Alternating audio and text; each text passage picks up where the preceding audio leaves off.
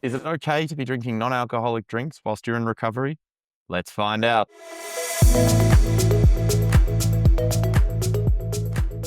Nathan, today I want to talk to you about something that can be a bit controversial in the sober movements and the abstinent industries, and that's non-alcoholic drinks. And before we start off with non-alcoholic drinks, I want to make it clear that if you work for a non-alcoholic drink company and you want to give me money to be a shill for your organization, that is something I'm 100% okay with. I believe Nathan is as well. So please write to us at Substance Stories and we'll happily be sponsored.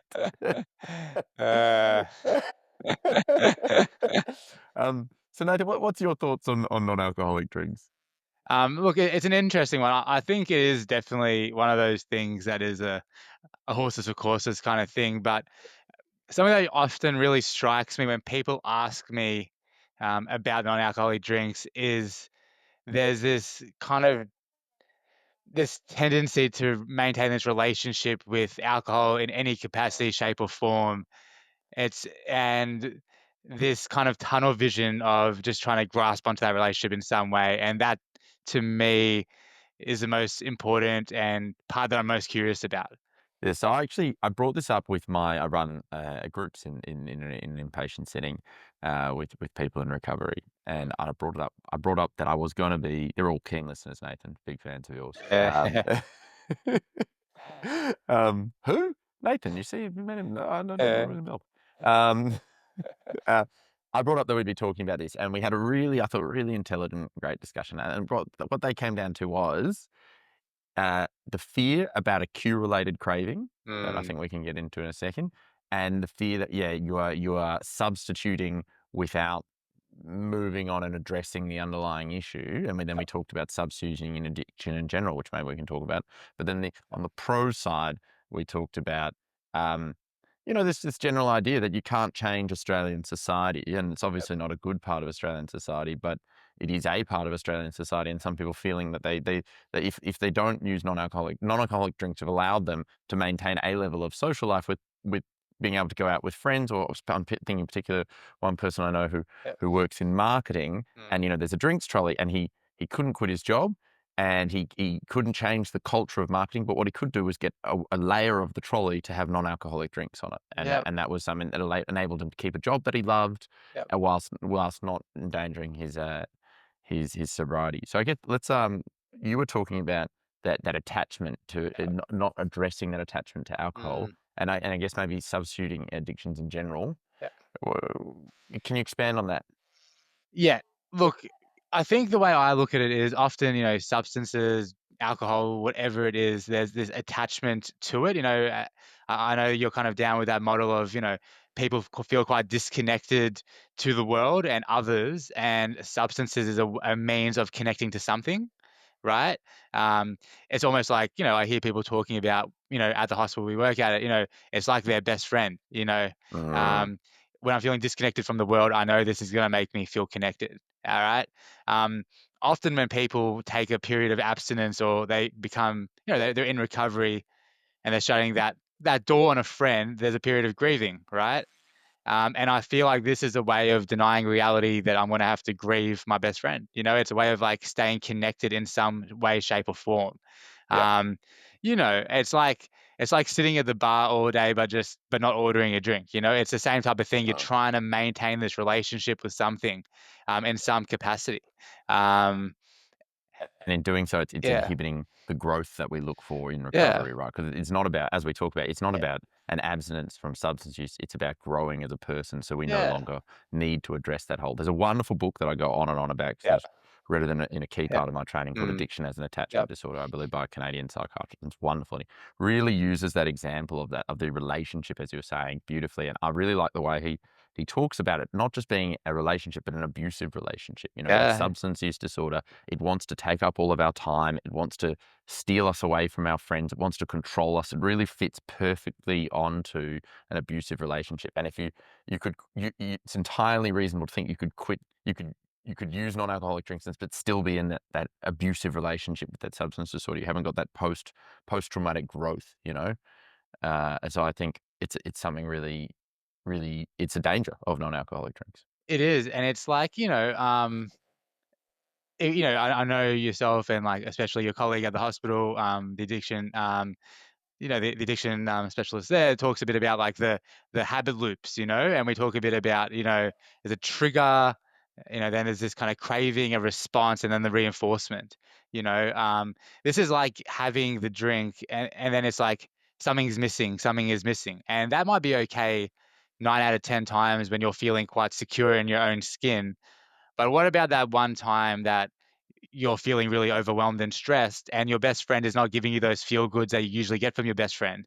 Mm. It's like hanging around your best friend that's usually really funny and makes you feel really good, or around, let's say, a person you might have had some casual encounters with and gives you all this validation about how much a good looking bloke you are, Richard, because you I'm are not a good familiar. looking I've bloke, never Yeah. had that sort of Oh, relationship. No one's ever told me I'm a good looking bloke. but you're hanging around this person that gives you this validation, but all of a sudden they're not giving you this validation. It's like, what are we doing here? Then you start longing Yeah. that secondary reinforcement. And if your self-esteem is quite good, you might be able to deal with that. But if you're feeling a bit dipped in your self-esteem and a bit emotionally dysregulated, you're going to be like, I want that feeling. And, it's that saying, you sit long enough in the barber's chair, you're going to get a haircut, and that's what I really feel about non-alcoholic drinks for people that have had a period of abstinence. They've come into, a Mm. hospital, they come into detox.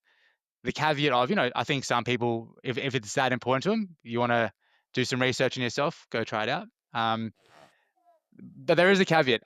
There are times I think it is helpful, and I can give an example if you'd like, Richard. Go for it. Um, yeah, so I'm kind of just reflecting when it's being brought up in the hospital. When people ask me, I'll kind of say I worked for a while in outpatient settings. Some people were mandated, some people were voluntary, and you'd have some people there that would drink sometimes 6 bottles of wine a day, right? It was very habitual. It wasn't due to emotional dysregulation of stuff at all I'm just going to drink. It was very habitual. It was very planned, very controlled. And now they're at a point of I'm drinking 6 bottles a day. I'm busy. I don't want to come into detox, but I want to cut down. And they try to stop drinking as much, but then they miss those habits. Like it was a habit there. So what I say to those people, if they're keen on non-alcoholic, is like, all right, maybe for the next week, maybe drop down to 5 bottles and have 1 bottle of non-alcoholic wine. So they're still drinking the same amount of wine slowly to wean themselves down, so they're not going into withdrawal, because we're doing it over a period of Yeah. time. And that keeps him on path to kind of go down and reduce and reduce and reduce, right? To the point where they can be like, okay, now I'm not going to go into acute withdrawal, because, I'm only having 1 bottle of actual wine and the rest is non-alcoholic. And then they can start addressing those kind of habits after that. I think it can be useful in that way, right? 100%. Yeah. So Nathan touched on a few things there. I just want to fill in this. So the first one was this sort of this idea that we get stuck in these habits, and we talk a lot. And I think we should do a podcast on the different types of cravings because I think Mm. that's a really interesting thing to cover. But one of the things that craving types we talk about a lot is cue related. That's sort of like, and he also touched on sort of like stress related craving. So sometimes we engage in our addictive behavior because it's our primary method of emotional regulation. We're distressed and we reach for the bottle because that's what we've been doing, and that's where our brain's defaulting to. But other times it's just we knock off work and we're drinking, and it's just this, we just get in this habit loop, and we call those sort of like knock off work, that sort of cue related sensations. And for a lot of people, it's a good way to substitute in, like, I've got that cue related craving thing. But the opposite people can also find, I go to a bar, I have a beer, a non-alcoholic beer, but God, I suddenly get this rush of cravings because I'm in a bar, I'm drinking a beer, that's the habits are kicking in and my brain thinks, bang, time to drink. So a lot of people really struggle with that. Um, but then I think an interesting thing, and I think I probably should have opened with this, was I think that we are talking specifically about people with an addiction. So people without an addiction, as a harm reduction technique, if I'm just someone that goes out and drinks, but I, am conscious of my health, and alcohol is incredibly unhealthy for us, I want to mix in some non-alcoholic beers. A lot of people, you find this now. Now there's a sort of amongst Gen Z. I don't know how old you are, Nathan. Are you, are you Gen Z? I'm 31, mate. I don't know. I don't know if that makes you Gen Z. I think Uh, it's probably not. To me, in my mind, Gen Z is sub 30. But the sober curious movement is very popular right now, and it is essentially not drinking or not engaging in addictive behaviors, even though you don't have an addiction. And for that reason, that's why we see this huge spike in non-alcoholic drink sales. And it's because people will go out and they'll drink one alcoholic beer, one non-alcoholic beer. That's why we see this rise in mid and low strength beers, because people are conscious about their health. So from a harm reduction standpoint, for people without an addiction, non-alcoholic drinks are fantastic. I have no problem with them from that. I would say Nathan would have no problem with them from that standpoint as well. They're fantastic. And and just for the sponsors, we really want your sponsor. No, but so we were talking specifically in an addiction standpoint. And what Nathan was talking about there is, yeah, you're trying to reduce your drinking, but you're in these habit loops. So we're going to try and get your drinking down. And of course, he was very careful to say, don't stop drinking of all of a sudden, because as we've covered in a previous context, you can die from alcohol withdrawal. So it's not something you rush into. It's something you do under medical supervision. So we talked about cue-related cravings, which is what I brought up. We talked about the harm reduction, and then the one thing is, and this is a thing that, because I know that in general, 12-step programs are pretty anti. I would say on the whole, I don't think that'd be an official thing, but most people who go to 12-step are pretty anti non-alcoholic drinks, and I think it's for the reason we were talking about not growing. Yeah. But I think that one of the things that I sort of struggle with talking to someone is, and some of my patients say to me is like, well, that's great, and I wish we didn't have this drinking culture in Australia, but we do, and I can't I can't change the world. I Yep. can just live in it, and that's Yeah. the one thing that comes up a lot for me, and I've got a lot of sympathy for that Yeah. standpoint. What I what do do you think too. about it? I hear what you're saying. It is a huge thing here. I'm really wondering, practically though, we have to be based in reality. Like, reality is this is a drinking culture. Um, Practically, what does it mean for you to still show up to these things? If you still need to be part of these things and you have to be there for work or whatever, to be the person with a soda water instead of a non-alcoholic beer. Well, like practically, what does that mean for you? You know, Yeah. and why are you so focused on maintaining that relationship? Like, you know, what's the difference there? That's what I really want to get down to, because you can say, oh, yeah, I need to have non-alcoholic beer because, everyone else is having beer. What does that actually mean if you're the person with a soda water? Yeah. I think, well, people tell me that they get sick of. I quite like soda water, so I love it. I'm not yeah. But people tell me they I think it's a self-consciousness, or people tell me they get sick of drinking soda water, they want more flavor. I don't know if I think it tends to come up a lot about work functions, which I Yeah. think as healthcare professionals, we struggle to identify with, because there are no work functions. Yeah. Yeah. Or if there are, I'm not getting invited, Yeah. which is Yeah. probably more likely. Yeah. So I think in the corporate world, there's so many of these Mm, functions, and yeah, it's a tricky one. I think, as you said, and every time I have this conversation with people in recovery, we always conclude it really is personal. And if you find something that's yeah. working for you, like I know some people in particular that really discovering non-alcoholic drinks has changed their Yeah. sobriety. It's Yeah. it's been amazing.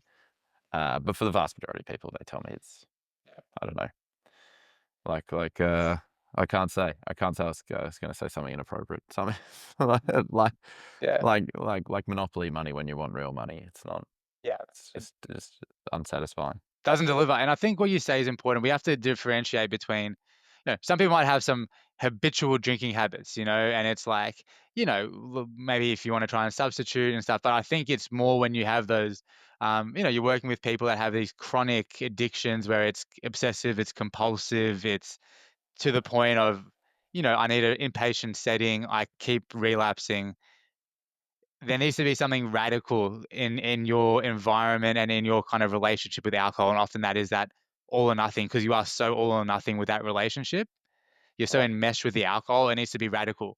Uh, Yeah, but, some people, if they've gone a bit too far with their drinking and it's been quite habitual, and you're really focused on maintaining that relationship. Yeah, I see our roles working with these clients and these patients as this, these are some of the things just to be wary about. Some people find that, these cues and, these triggers, they don't deliver, and you can kind of maintain this relationship. It sounds like you're really, really keen on maintaining this relationship. So maybe you need to do some experimentation, um, I've raised the concerns, but if it's really important to you, then maybe you need to find out for yourself and see how it goes. keep a bit of a log, see what's coming up for you, and let's work with that, you know? Yeah. I mean, that's Yeah. wonderful client-centered practice, Nathan. It's all we can do is share our concerns, Yes. share our thinking, and let people make as educated a decision as Mm. possible, and be there to help them assess their decision and change it if needed. Anyway, hopefully that was a wonderful pitch for us to be sponsored by. Hopefully that was a wonderful introduction to or thought-provoking piece about non-alcoholic beverages, and I hope it gets people out there thinking. Thank you so much for joining me, Nathan. Thank you.